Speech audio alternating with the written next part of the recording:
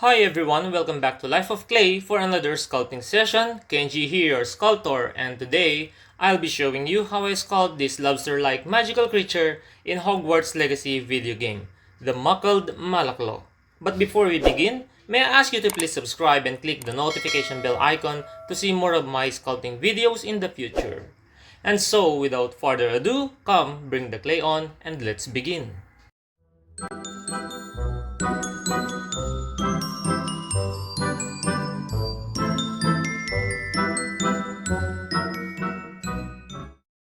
First, I prepare its armature by encapsulating this bended 3mm galvanized wire with tinfoil, bulking it up and form the basic shape of the subject.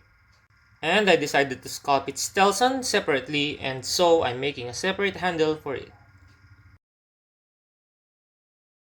Then I just twist together two pieces of stainless steel wires for its close armature, applying 2 parts epoxy onto the wires and bulking it up with tinfoil and form its basic shape. And let us now sculpt its telson. First, I lay a thin layer of Cosclay gray on it and trim it down to the shape I desire. Then, smoothing it out and add details and ridge texture on it. And after that, I just cure it with heat gun, and once cured, I pry it out, then do the underside by applying liquid polymer clay on it and cover it with a thin sheet of clay, refining it and add details. And again, curing it with heat gun and set it aside. And let us now start sculpting its abdomen, covering it with a thin sheet of Cosclay gray sculpt and form it into the lobster tail's basic shape. And some facts here about the mackledmalaclaw. It is a land-based magical creature resembling a lobster, is specifically found in the open ocean area of the Magical Creatures Reserve. A bite from a malaclaw had the unusual side effect of making the victim unlucky for up to a week, a key plot point in the quest. They had light gray skin with green spots, and its color being slightly more vibrant following a molt before gradually returning to normal, and could reach a length of 12 inches. Although it resembled a lobster, it was unfit to eat, and anyone who ate its flesh would come down with a nasty fever and develop a green rush. And for sure, we might need an over-the-counter anti-allergy from the magical pharmacy in that case. Then I just add the details including segments, conjunctival membrane, and adding texture on it. And as you can see, I'm brushing the surface of the uncured sculpture with cornstarch here and there, and this makes detailing easier because it reduces the stickiness of the surface, which makes some tools to glide smoothly while working.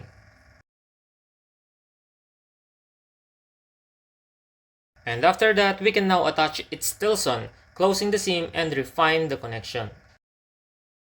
And to oven it goes at 135 degrees Celsius for about 30 minutes. Moving on, let us now sculpt its head.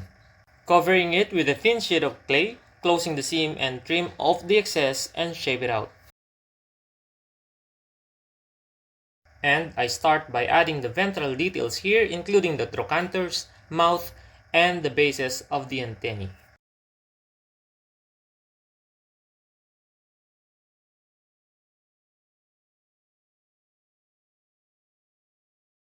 And also adding minimal details on the dorsal side of the head. Then texturize it using the same texturing tools I personally made. And to curing it goes using the same oven parameters. Let us now make the antennae using this 0.3mm stainless steel wire, bending it and wrap around some strips of aluminum foil tape for the clay to hold on to. And I just apply liquid polymer clay using brush onto the 1/3 section from the tip to coat the wire since it's too thin to cover with clay. Then cover the middle part with a thin strip of clay and shape it. And I just add segments on it using this crescent tip tool I made. Then sculpting the remaining base and add some minimal details on it. Let us now sculpt the claws, first covering the half section from the tip with a thin sheet of clay and shape it out. Then I add on the conjunctival membrane, denticles, and tiny bumps details on it.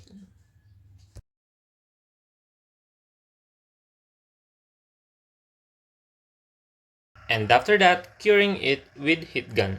And now resuming the remaining section, covering it with clay, shaping it out, and add details on it as well.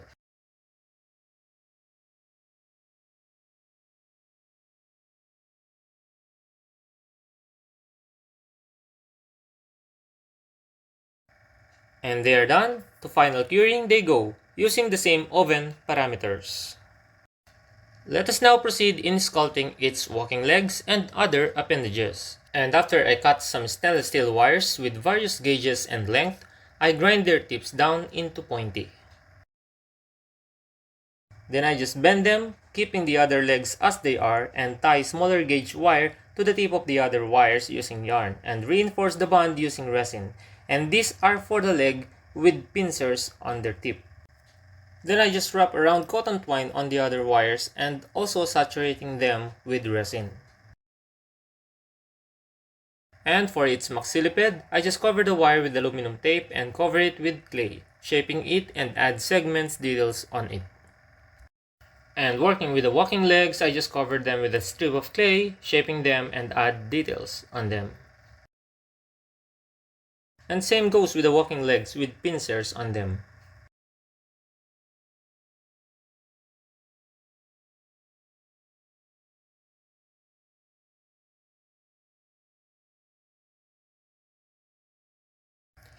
And here, I'm sculpting the lobster swimmerets with various sizes and using noise micro scissors to add the hair-like details around the edge of each flop.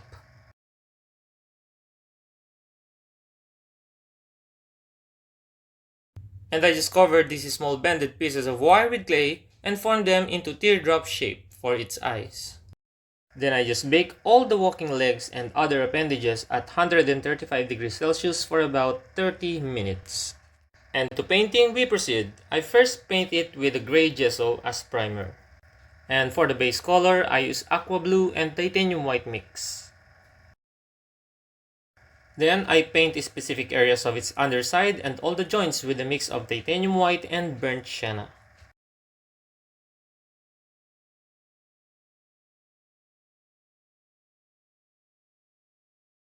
Then adding irregular blue colored spots on it by mixing blue in the same base paint.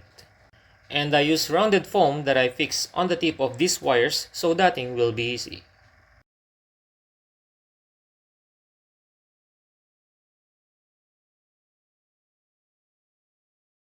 And then brushing it with a wash of sap green. Next, painting some areas with yellow green. And to outline the segments and other areas, I apply burnt sienna wash on some crannies.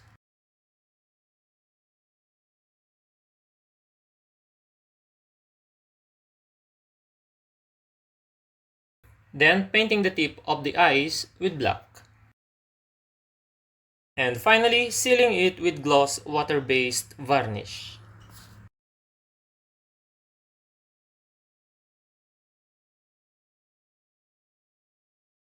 And applying resin onto its eyes to make them shine. And we can now put it all together, and I use resin as glue in fixing all the appendages to its body, so I could have plenty of time fixing each of the part to their proper position.